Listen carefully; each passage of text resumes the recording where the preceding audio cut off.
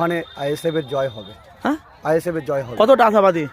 100%, 100%, 100। যদি মানুষকে মানে স্বাধীনতা দেয় ভোট দেওয়ার, হ্যাঁ, তাহলে 100% নশো দিকে উঠবে। তো সোশ্যাল আর যদি মিডিয়া মানুষকে যদি মানে যে হিসেবে এতদিন আসছে ভোট নিয়ে, মানুষ যদি জোর করে ভোট নিয়ে নেয়, এতে কি হয়?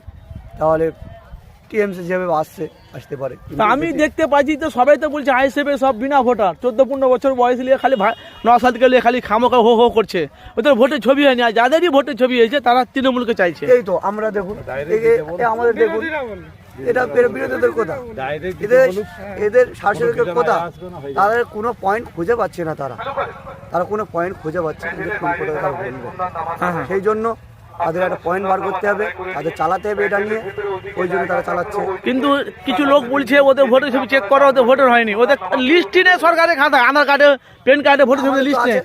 নওশাদ গেলে যায়, আমাদের তো আছে, আমরা বললে তো আর মোবাইল ফটো দেখে দেবো, আমাদের তো আছে। তাদেরকে কিছু বলবে যারা সব কথা বলেছে?